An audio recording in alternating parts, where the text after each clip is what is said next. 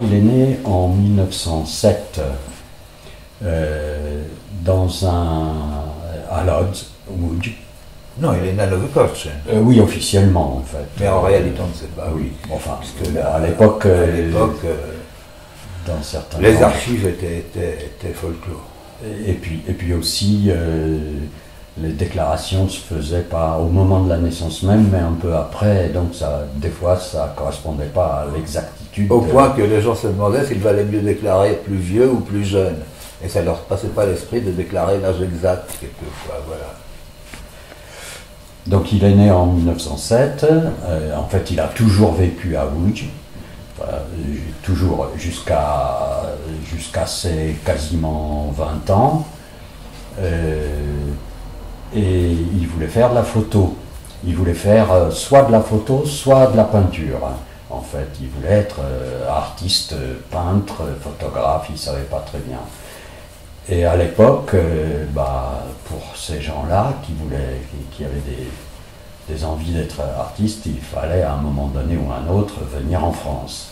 Alors ça, c'est une des raisons. Une autre raison, c'est qu'il était dans une famille juive et que dans les années 20 à peu près, il y avait d'une part de l'antisémitisme, même si ce n'était pas la pire période pour ça, et il était aussi communiste dans les jeunesses communistes, et à cause de ça, il a été en prison relativement souvent.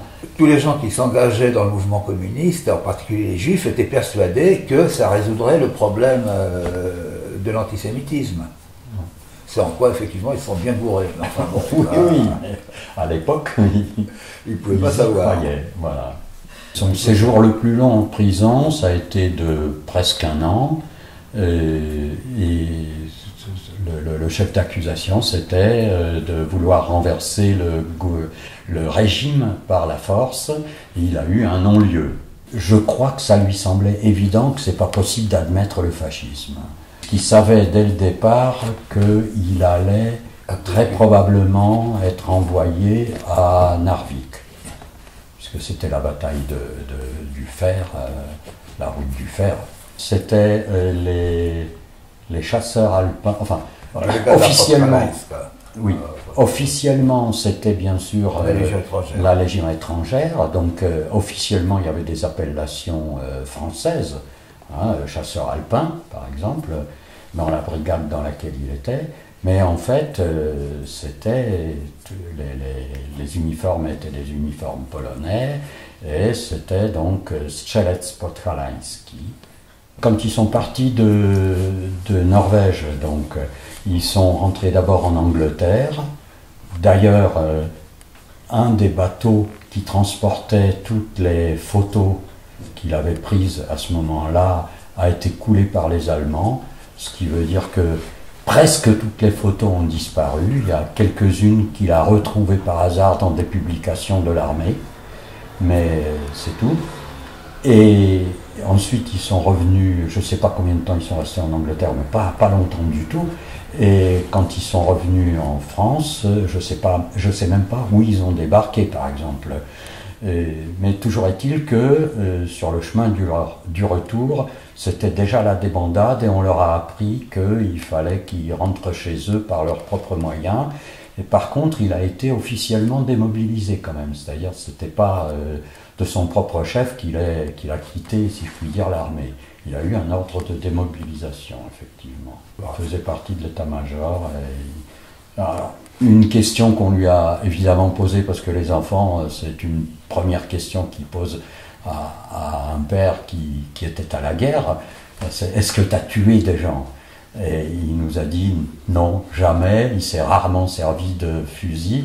Il s'est beaucoup plus servi évidemment d'appareil photo que de fusil. Quand il y a eu l'ordre de recensement des Juifs, mon père, qui était encore une fois très peureux par ça, très légaliste, très légaliste aussi, il nous a expliqué un petit peu qu'il pensait que se déclarer était moins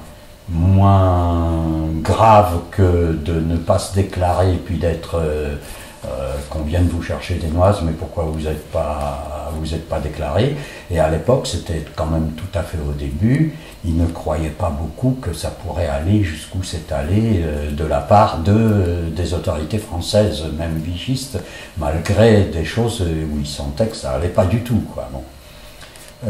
Mais peu de temps après, les archives de Lyon ont brûlé, notamment ces listes de recensement, et du coup il a bien compris que c'était pas la peine de se réinscrire une deuxième fois. Voilà. Par contre, il n'a jamais caché, il n'a jamais essayé de cacher ses origines, à tel point que, à un moment donné, après avoir fait différents petits boulots, parce qu'il ne trouvait pas de boulot de reporter, il a fini par intégrer un journal qui était d'ailleurs un journal pétainiste, qui s'appelait Compagnon. C'était le journal de la jeunesse pétainiste au fond, et parce qu'il avait des amis qui étaient d'ailleurs dans la résistance et qui travaillaient là-dedans aussi, donc qui lui ont dit voilà, là il y a peut-être du boulot là. Bon.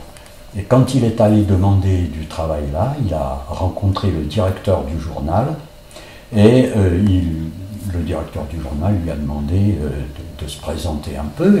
Il a raconté son passé de photographe, reporter engagé dans les mouvements de gauche. Et à ce moment-là, l'autre l'a regardé et il lui a dit « Mais ne me dites pas qu'en plus vous êtes juif ».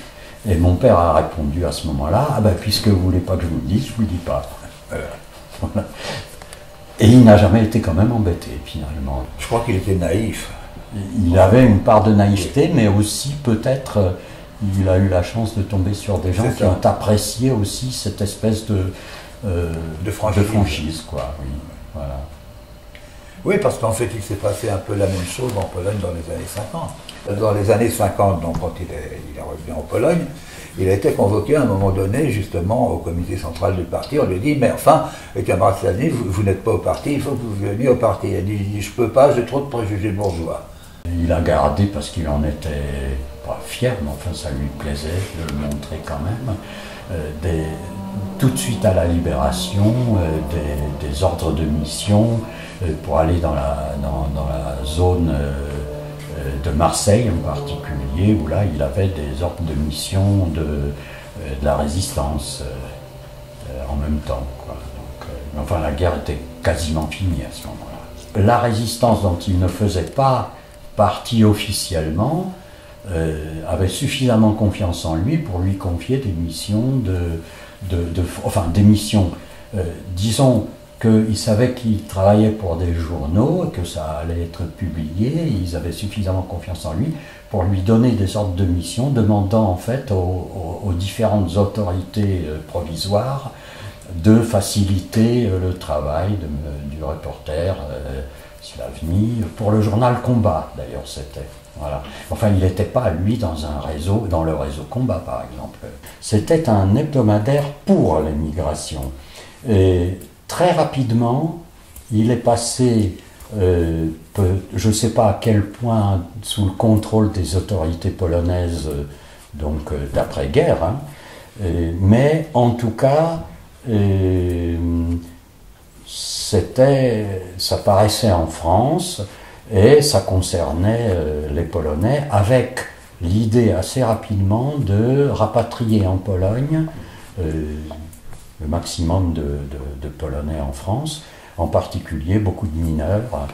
Et ça lui convenait, il n'avait pas spécialement l'intention de retourner en Pologne, bien que c'est quelque chose qu'il travaillait tous les deux, mes deux parents. J'en veux pour preuve que Francis, qui est né en 1943, a été déclaré à la naissance français, puisque c'était possible de devenir français par déclaration uniquement parce qu'on était né en France, même si les deux parents n'étaient pas français. À l'époque, c'était comme ça.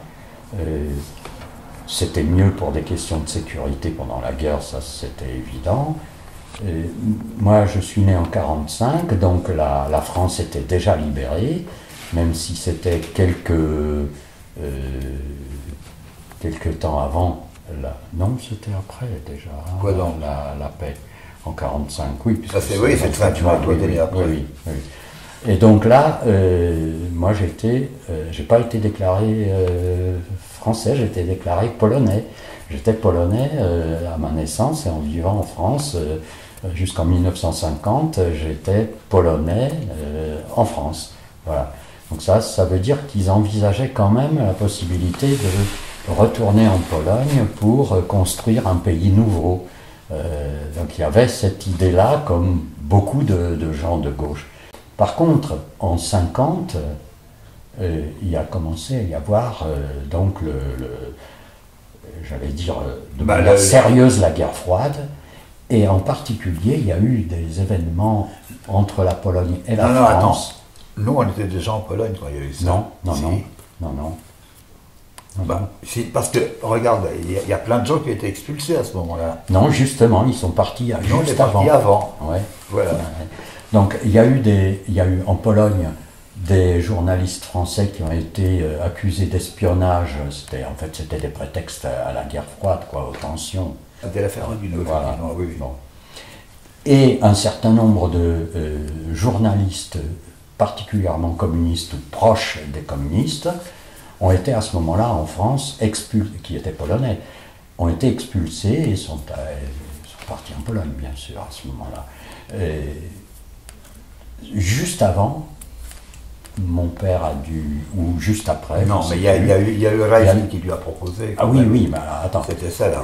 Ils sont partis. Mais ce qui a été décisif, vraiment, c'est qu'en Pologne, il y avait quelqu'un qui s'occupait de la presse en Pologne, qui n'avait pas de... qui était le directeur de RSW Prasa, qui en fait chapeautait toute la presse polonaise.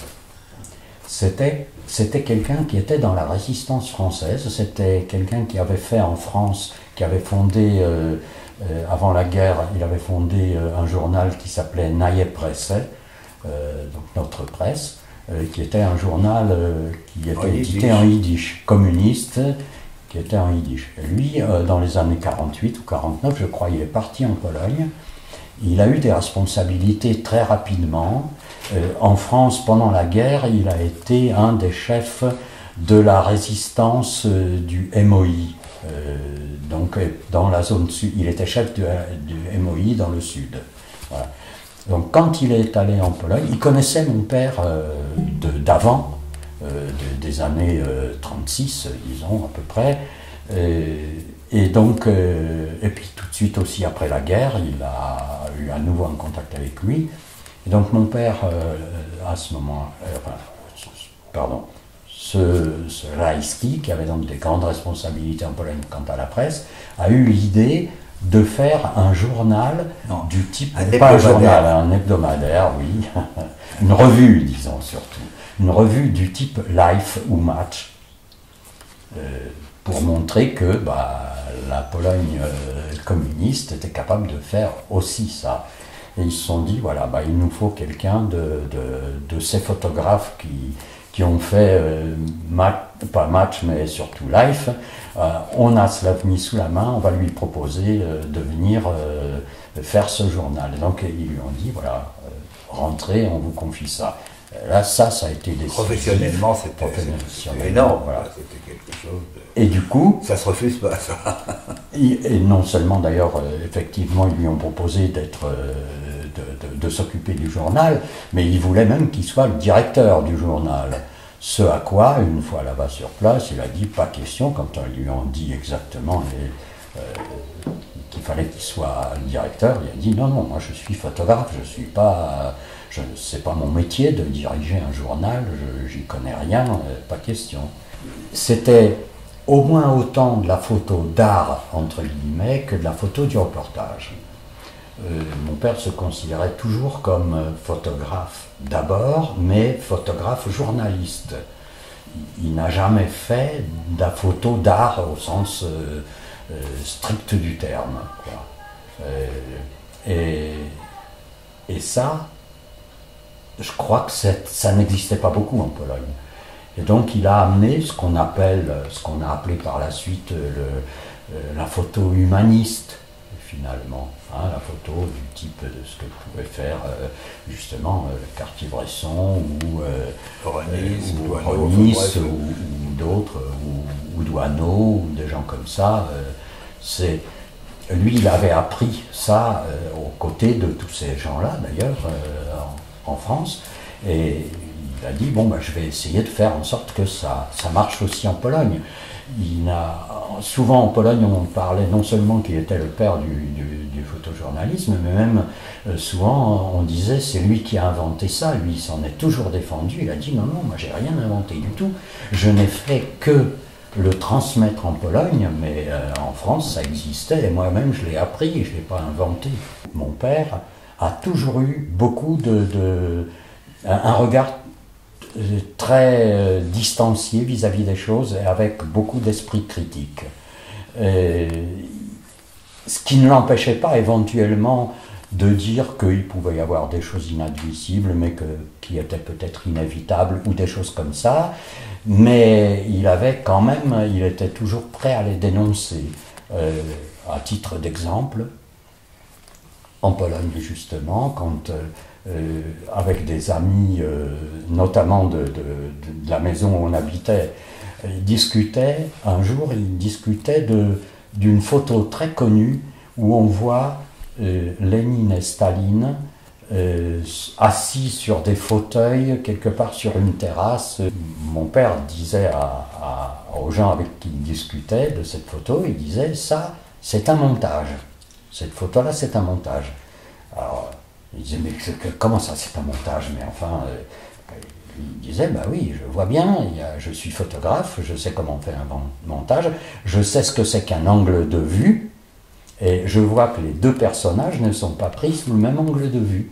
Et donc, je vois que c'est un montage. Après, et alors, il y a un des interlocuteurs qui dit, mais alors, camarade Slavny, tu veux dire que le parti nous ment? Et mon père a répondu, écoutez, moi, je dis que c'est un montage. Voilà ce que je dis. Après, toi, tu en conclus ce que tu veux, mais moi, je te dis ce qui est mon domaine à moi. La raison pour laquelle ils sont revenus, c'est essentiellement deux choses, je pense, qui ont compté. D'une part, parce que ma mère surtout, mon père aussi un peu, mais surtout ma mère, n'a jamais réussi à se réhabituer au style de vie polonais. On mangeait à la maison, on mangeait à la manière française, ce qui n'était pas commode à l'époque pour trouver de la viande, par exemple, du beefsteak, on ne trouvait pas, des choses comme ça. Leurs amis étaient essentiellement, la plupart du temps des Polonais, mais qui avaient vécu en France, donc ils étaient dans ce qu'on appelait un peu... Et même ceux qui n'avaient pas vécu avaient une culture... oui, également, oui. Très des écrivains, des gens comme ça, oui. Bref, il y avait ça, ce côté-là, et puis, après l'arrivée de Gomułka au pouvoir, il y a eu un regain d'expression. Oui, l'antisémitisme assez formidable à ce moment-là. Je l'ai ressenti ça. Avant, je savais qu'il pouvait y avoir de l'antisémitisme de la part de certains, mais je ne ressentais pas ça comme une menace. Bon, là, j'ai senti ça comme une menace, et mes parents l'ont senti aussi. Et ma mère, donc, a trouvé à ce moment-là qu'il était temps de revenir, puisqu'il y avait effectivement une certaine libéralisation du régime et une ouverture des frontières. Et à ce moment-là, il y a un certain nombre de juifs polonais qui avaient vécu en France auparavant, notamment dans les milieux intellectuels, qui sont effectivement revenus en France dans les années 57-58. Et même certains qui n'avaient pas vécu en France. Évidemment. Tout à l'heure, je disais que ses copains, c'était des gens qui sont devenus célèbres et qui tenaient le haut du pavé en tant que journaliste photographe. Mais quand il est revenu en France, il a repris contact avec tous ces gens-là, c'était chacun pour soi et ne va pas me faire de l'ombre en essayant de me concurrencer. Donc là, il a trouvé du boulot comme il a pu.